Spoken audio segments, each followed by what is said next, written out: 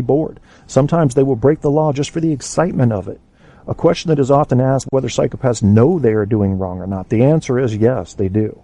For this reason, at least in the U.S., they are legally responsible for their actions. They are not considered mad or to have mental illness. Their victims, especially those who have been subject to mind control, have difficulty accepting at the start that somebody would do such harm. It's safe to assume that psychopaths know exactly what they are doing when they are breaking the law, manipulating others, or otherwise causing harm. They just don't care. When a psychopath realizes he can no longer manipulate the people around him, he may get bored and disappear and go elsewhere looking for fresh prey. Okay? I've already shared this link, and it's got a lot of other symptoms, so you can further enhance your ability to possibly identify a psychopath. Again, you need to see somebody that's got, 6 or 8 of these things, not just 1 or 2, because we all have 1 or 2. Explosive temper, need for speed, no responsibility whatsoever, childhood history, cruelty to animals and to siblings is particularly worrying. Another thing that you'll see is lying, stealing, fire setting, this is in the kids, truancy, missing school, bullying, drug abuse, and early sexual encounters. Remember, somebody out there listening to this might say, holy shit, I did all those. That doesn't mean you're a psychopath, bro. But if you've got 5 or 6 of these in a row, you may want to go seek some help. But then again, if you're a psychopath, you already know it. So I shared this link with you. I want you guys to look at it. You will then know how to find a psychopath. And I'll tell you, this fictitious character named Chuckette, I modeled her after this list. I let this list talk to me. I took in all of the surrounding context of it, and I created her character. And it's just textbook. I mean, the fact that in my story, this fictitious account, she hasn't gone on a killing spree yet baffles me. I guess that's in the future. I don't know. So let's see what you guys are talking about in chat. Kevin, a question from the gallery. Did this individual display these symptoms when you first met? In the fictitious account that I'm talking about, no. There were no symptoms other than one thing this fictitious person told me. And she said, and it was the craziest thing, she said, my current husband put in for orders to get away from me. She was in the Air Force at the time as a cook. He was in the Army at the time, and I was working for Gateway out there at the time in Colorado Springs. She said he put in for orders to get away from me. She was giving me a warning right up front, and I didn't see it. I was blind to it. After that, I just began to see, I never once in this fictional story witnessed her express or feel guilt. I swear to God, not one time did I ever sense that this person could feel empathy. That means looking at somebody else who's in pain and feeling it. Yeah, it was a red flag, Andrew, and I should have known. I should have fucking known, but I didn't know. So, I don't know, RD. I think it was, how can you not see that? He says, love is blind. I was, the physical was there at the time. I mean, in this fictitious story I'm telling you about, of course, she was young and beautiful, and I was suckered in, if you want to say that. I mean, she came after me at a bar. That's how that went. I was a sucker. And when she came to me and said, in this fictitious story, of course, I want an abortion, I said, no, don't do that. Don't do that. I had to talk her out of it. So, and that type of thinking, me, never changed. It has never changed. One thing about a psychopath that baffles me is they're usually pretty intelligent. So this fictitious character, Chuckette, is not intelligent. In fact, she failed out of electronics school, and that's why she was a cook. And she never went to college. She was a stoner in high school, never took it seriously, this fictitious character. So I can't help but wonder how it is that she has not learned in all these years how to mock empathy. Because most psychopaths can learn how to mock it, to pretend that they have it. She's never bothered with it. I've never seen her empathetic toward anyone. One time we were in a car in the fictitious story that I wrote, And we passed this guy, right? We were in her hometown. And she said, well, he's one of the fucking losers, and da-da-da-da-da. And you know what I said? This was in 2000. I said, can I ask you a question, Chuckette? She said, what? I said, is there anybody in this town you have anything positive to say anything about? And she took about 3 seconds to think about it, and she looked back at me and said, no. Just like that, dead-ass serious. Had nothing positive to say about anybody in the town. And if you guys talk to Paul Dembski, he'll know this town, and he knows some of the people that are in it. So they're not all bad. He'll testify to that. So I was learning, but I was learning very slowly. I had never been involved with a psychopath. I've never been involved with one since, of course, in this fictitious story. Barko says, because I was about 25 and could crush her, but her mom wanted that level of competition, talking about tennis. RD says, I remember one of my neighbors told me when we first met that he didn't keep beer at home because he knew himself too well. Well, that could mean a lot of things. Maybe he just had an alcohol problem, or maybe he would have come over and gutted you, RD.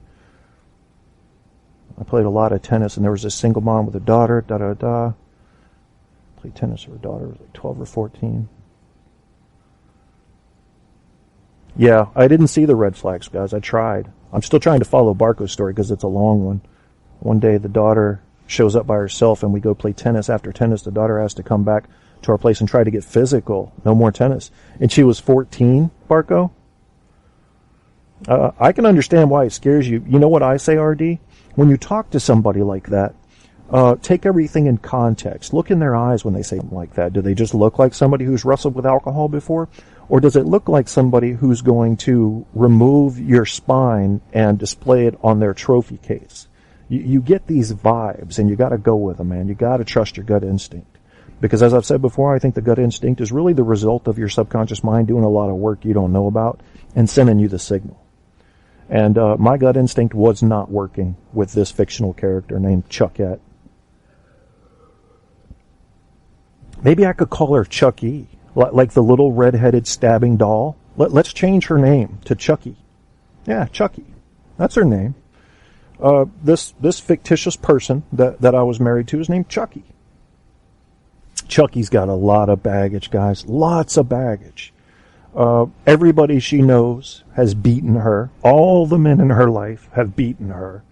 Remember, these lies, they're meant to encourage sympathy and empathy in you, even though she cannot define what sympathy and empathy is. It is a form of manipulation. It is to get you to her side. That's her goal. I want to get you to my side and then use you. And it's a scary thing when you see it in action, man. It really is. Because people can be easily controlled once they are on somebody's side. Yeah, I just admitted to beating Chuckette. Well, in this fictitious story, I will tell you that Chuckette attacked me once and jammed her knee into my crotch so hard that I was singing like fucking Michael Jackson, and I pushed her off me. And I'd do the same thing again. You betcha. I pushed her off with me with some force. I'd just been kneed in the nuts.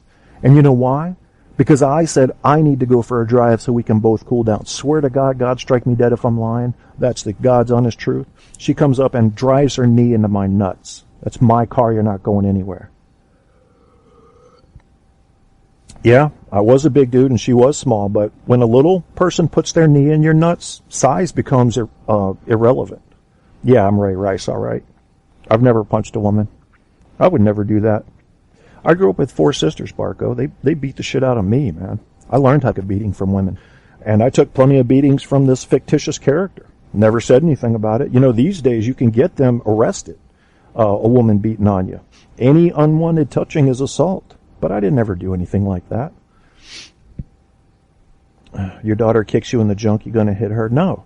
Like I said, I wouldn't hit anybody. If my daughter kicked me in the junk, I'd probably have the fucking cops come out and have a talk with her. But let's just hope that doesn't happen. But if my ex did it, fuck yeah, I'd shove her off me. What are you supposed to do there? Take it? Give me another nut shot, man. Jesus Christ. That could fucking kill you. Yeah, that explains a lot, RD. And I was the youngest, too. I think Barko had 4 sisters, 4 or 5. No, you can't have your kid kicking you in the balls, Barko. Come on. There's no way you're going to be able to spin this to make it sound reasonable. But I'm not even thinking about my daughter doing that. They taught me to be a gentleman. They taught me that guys are pretty much scum when they get older, and I began to see what they were talking about as I'd watch my friends. It's very hard to find men, especially in the teenage years, that care about anything other than you know what. I don't even have to say it. Are you serious, Andrew? What did he do? See, you can have an ex standing over you with a knife, and if she's a woman, you can't touch her. You gotta flee. You're not allowed to do anything. How many women did you grow up surrounded by, RD? And yes, I said it. If little Chucky, this fictitious character I've been talking about, put her knee in my balls again, I'd shove her off me again. You betcha. Sure would. I know what's reasonable retaliation and what isn't. That is reasonable. Barko, you've had an exciting life, man. I have not. My life's had about 1/10 the excitement of yours. I want to hear the rest of that story, Andrew, and if that's typical in Australia. I know what he said. When he woke up and she had that knife over him, he said, "That's not a knife. This is a knife." I can't do the Australian thing. Woke up, passed out in my car with the police shining a flashlight in my face about the block from the ER. Jesus Christ. Did she go to prison, Barko? Tell me you didn't let her get away with stabbing you, unless you were doing something stupid like beating her and you deserved it, in which case I wouldn't involve the police either. I'd say, well, I got what I deserved. But, big guy but a bear, no violence in him. No beating. Okay, well, since it is a topic, let's talk about Ray Rice. So, here's what he does. His woman spits on him and attempts to slap him twice, I think. So it looked to me like what he did might have been open hand. I don't know. Whatever he did, he could have broke her neck. The way she hit the side of that elevator wall. To me, that's attempted murder. That's what that is. The way she flung like a rag doll. If you want to get in a little bitch slap fest with her and exhibit the same power toward her that she's exhibiting toward you, I can understand that. But what he did was way over the top. I think we can agree on that. Now, whether or not she should also go to jail for assault because she was slapping on him, maybe. There's a lot of anti-feminist movement out there saying, what about her? She was attacking him. Yeah, but what he did in retaliation, I don't know. That's just not cool. Telephoning an ex is a big no-no. I agree with that.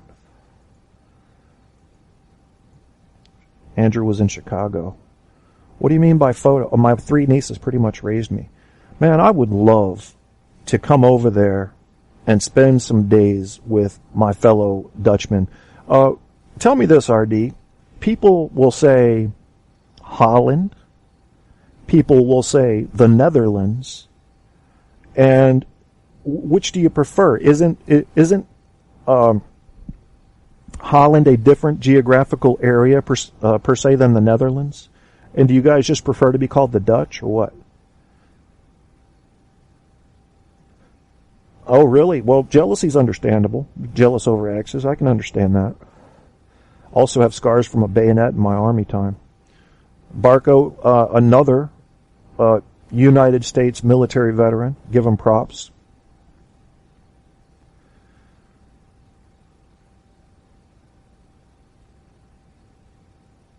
Apocales says, yeah, she probably instigated it knowing he would react at the time. That's true. But she could have just said something like, you were just like your father and a loser or something just to dig deep. Women can do that. They know how to push the buttons to get the reaction they want. I don't know. I haven't done my studying on Holland and the Netherlands and the difference between the two and the sameness between the two. RD says, I prefer Holland, but I guess Netherlands is more official. Okay. Because I've been saying Holland about you, and I don't know why. I don't ever remember you specifying for me. If you guys ever read Mancow Muller's book, did you ever read that? What was it called? Dad, Dames, Demons, and a Dwarf, I think. That was a great book, and he spent some time over there, and he went to the red light district. And he said, this is what America needs to be. Now, I don't know if we should have hookers on every corner and be able to go to a coffee shop to get your pot. But maybe.